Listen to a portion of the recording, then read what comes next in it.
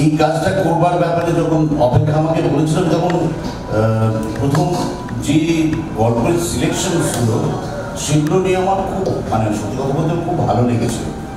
যে এই গল্পগুলো তো অনেকেই চায় শুনতে। আজকের দিনে আমরা যেমন বলি যে লোকে গান দেখে গান শোনে না, ঠিক তেমনি আর বই পড়ার অভ্যেসটা লোকেদের চলে যাচ্ছে, তত বেশি শোনার অভ্যেসটা চলে আসছে। তো সেই শোনার অভ্যেসের ক্ষেত্রে যে ব্যবস্থাটা আমরা করতে চলেছি গল্পগুচ্ছর মাধ্যমে, তাতে লোকে অন্তত গল্পগুলো শুনতে পারে, যাতে সুন্দর সুন্দর গল্প কী কী ভাবনায় সেটা শুনতে পারে।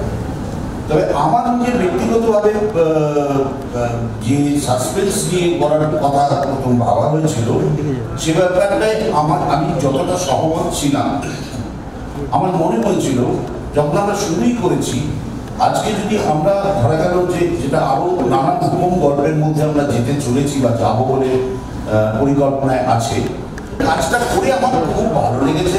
অন্য সহশিল্পীরা যারা করেছেন তারা তাদের কাজগুলো করেছেন, করার পর যখন ফাইনাল প্রোডাক্টটা এসেছে এবং শুনেছি, তখন কিন্তু আমি ভাবতেও পারিনি যে আমি এই সামান্য কাজটা এত সুন্দর হয়ে উঠলো কিভাবে, সেটা কিন্তু সত্যি আমাকে অবাক করে দিয়েছে। আমার খুব ভালো লেগেছে কাজ করে, এবং আমি অপেক্ষাকে বলেছি যে পরে আরো যদি কোনো গল্পে তোমার আমাকে প্রয়োজন হয়, আমাকে যদিও ডাকবে না, আমি নিশ্চিত জানি, কিন্তু তবুও বলেছি আমি অতি অবশ্যই একেবারে এক পা বাড়িয়েই দেখেছি, কোনো অসুবিধা নেই, খুব ভালো হোক আমি চাইবো, সবাই শুনুন। এবং আমার মনে হয় এটা খুব সাকসেসফুল একটা প্রজেক্টে আমরা হাত দিয়েছি। সবাই হেল্প করেছে, জ্যাকরা এখানে সবাই যথেচ্ছ পরিমাণে যে যার কাজে বিজি থেকেছে এরকম নয়, সবাই সবার কাজে ইনভলভ হয়ে সবাই ভালোভাবে করেছে কাজটা। আশা করি আপনাদের সবার ভালো লাগবে। আমার প্রথম কাজ, শুনে দেখবেন, আরো গল্প আসছে সামনে কিছু। ঝিঝি পোকার আওয়াজের আগে কেন শব্দ গেছে, এসব বলে খাটিয়েছে খুব, যা কাজটাও অসাধারণ করেছে। বিশেষত আপনারা যারা শুনেছেন দেখবেন, দরজার বাইরে থেকে যখন খড়াদা দক্ষিণাচরণ ডাকছেন ডাক্তার বলে, তারপর দরজা যখন খুললো, তার যে সাউন্ড এফেক্টের ব্যাপারগুলো খুব সুন্দর করেছে সামনে, অসম্ভব ভালো করেছে। আর জ্যাক তো ছিলই, ওভারঅল ডিরেকশন। ছোটবেলা থেকে না, আমার ছোটবেলায় রেডিওর নাটক শুনেছি, তারপরে যখন পেশাগতভাবে অভিনয় করতে এসেছি, আমি কখনো রেডিওর নাটক বা শ্রুতি কিছু সেইভাবে করিনি। তো ইনফ্যাক্ট এই কাজটার কথা যখন প্রথম হয়েছিল, তখন আমাকে সানাই প্রথম ফোন করে এবং বলে যে এরকম একটা আমরা ভাবনা চিন্তা করছি, তুমি একদিন যদি সময় পাও। ভেতরে এটার ভীষণ উৎসাহ ছিল যে এরকম কোনো কাজ যদি কখনো করতে পারি। তো তারপরে এখানে এই ইয়েলো টার্টলেই আমাদের প্রথম মিটিং হয়, এবং তারপরে সেই মিটিং আস্তে আস্তে এগোয় এবং সমস্ত আলোচনা হয় কি হবে, কিভাবে কি গল্প বাছা থেকে শুরু করে সমস্ত কিছু। এবং ওই একটা হয় না যে হয়তো রেডিওতে এর আগে অন্য শিল্পীর কণ্ঠ শুনেছি, শুনে মুগ্ধ হয়েছি, তো এখন জানি না কি করেছি, কিন্তু নিজের কানে যখন নিজের কাজটা শুনছি, সেটা যতটুকুই হোক শুনে মনে হচ্ছে দারুণ হয়েছে। সেটা যারা দর্শক, যারা শুনবেন, যারা শ্রোতা, তারা বিচার করবেন। কিন্তু যখন বেশ কিছু ভালো মানুষ তারা একসাথে মিলিত হয়ে একটা ভালো কাজের প্রচেষ্টা করেন, তার ফলাফলটা ভালোই হয়। শুনেছি তো বটেই, অবশ্যই অপেক্ষা জবে পাঠিয়েছে তার একদিন পরে শুনেছি, এবং পরের দিন একটা মেসেজও গেছিল অপেক্ষা পাঠানোর পরে, তন্ময়দার একটা মেসেজ জিনিসটা দিয়ে আমাকে হোয়াটসঅ্যাপে জানানো হয়েছিল, আমারও এটাতে একটু ভূমিকা আছে, একটু শুনো। তো আমি সেদিনই শুনেছি, এবং সেটা অপেক্ষা পাঠানোর পরের দিন ছিল। ভালো লাগবে না এটা তো হতেই পারে না, কারণ আমি খরাজদার অসম্ভব ভক্ত বলাই বাহুল্য, এবং সবাই আমি আপনাকে ঢেলে দিয়েছি।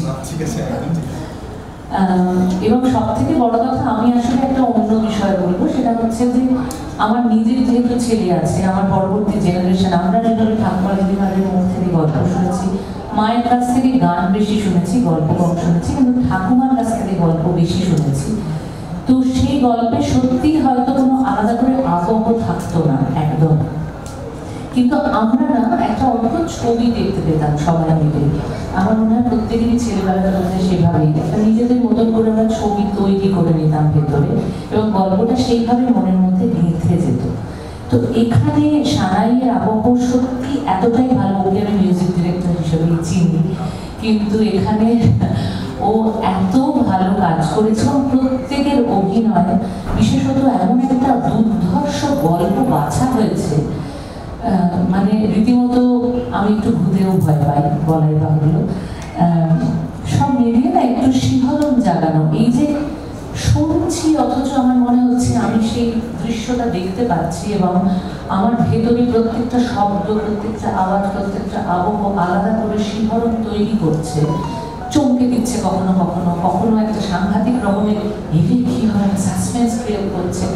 এই জিনিসটাই আমার মনে হয় অভিনয়ের মজা, যেখানে আমরা দেখতে পাচ্ছি না কাউকে, কিন্তু শুধু গলায় শুধুমাত্র তাদের চরিত্রগুলো ফুটে ফুটে বেরোচ্ছে তাদের অভিনয়ের মধ্যে দিয়ে। এটা একটা ব্রিলিয়েন্ট কাজ।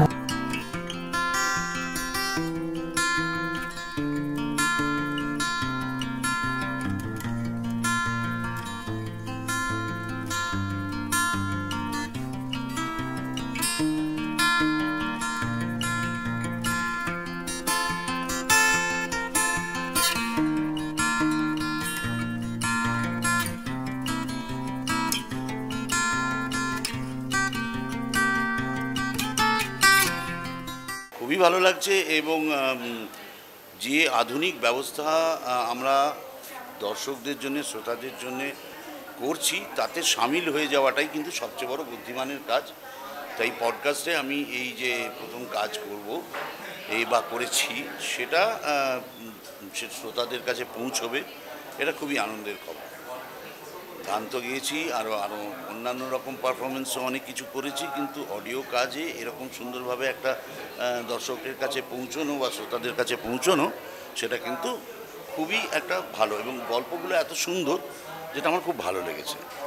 তাই আমি একটা মজার জিনিস সাজেস্টও করেছি, যে এখানে যেমন একটা সাসপেন্স এবং একটা কমেডি এবং বিভিন্ন মানে টেস্টের, রুচির সমস্ত গল্প নিয়ে এই গল্পগুচ্ছ।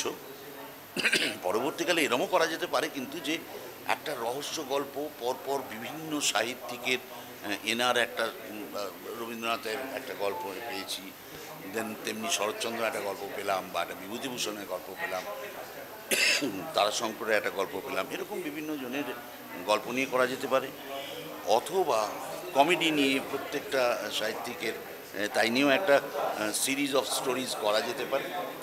ভালো, প্রচেষ্টাটা খুব সুন্দর, এবং সেখানে কাজ করতে পেরে আমার খুব ভালো লেগেছে। বিজিএম আমার প্রথম কাজ, এবং সবথেকে চ্যালেঞ্জিং ছিল যে কিছু আমরা দেখতে পাচ্ছি না, সেটা আমাদের দেখাতে হবে, এমন একটাভাবে কাজটা করতে হবে।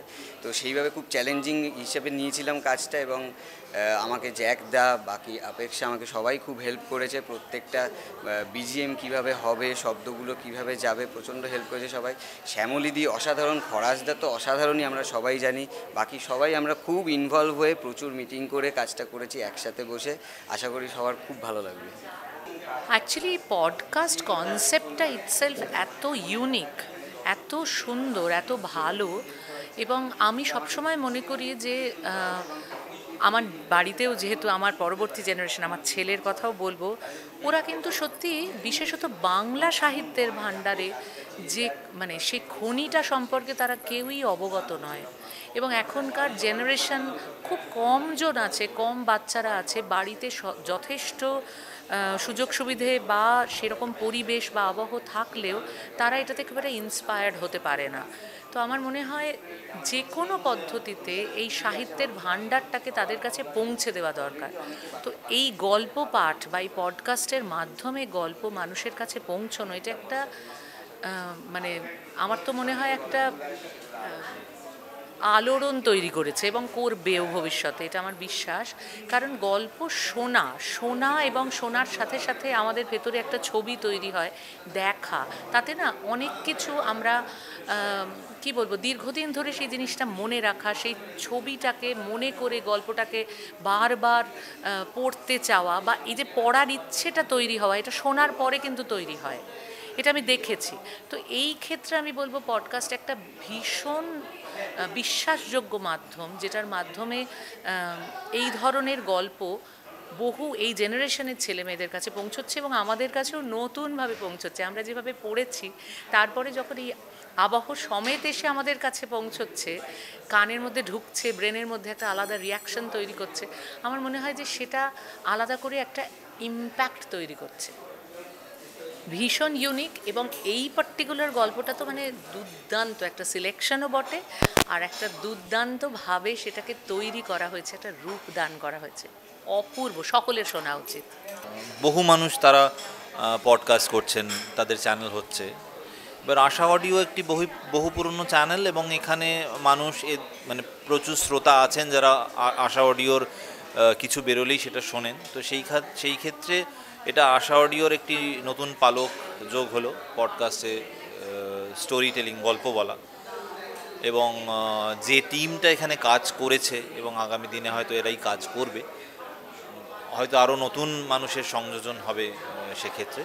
তো আমার মনে হয় একটা ভালো টিম নিয়ে যখন একটা ভালো কাজ হচ্ছে তার ফলাফল ভালোই হবে। খরাজদার মতো একজন গুণী মানুষ, গুণী শিল্পী যেখানে আছেন, এবং খরাজদার তো অডিও নিয়ে কিছু বলার নেই, আমরা সকলেই ওনার কাছে মানে শিখি আর কি সারাক্ষণই। তো আমার ভীষণ ভালো লেগেছে এবং আমি কি বলবো, আই এম অনার্ড যে আমি এরকম শিল্পীদের সঙ্গে কাজ করতে পেরেছি।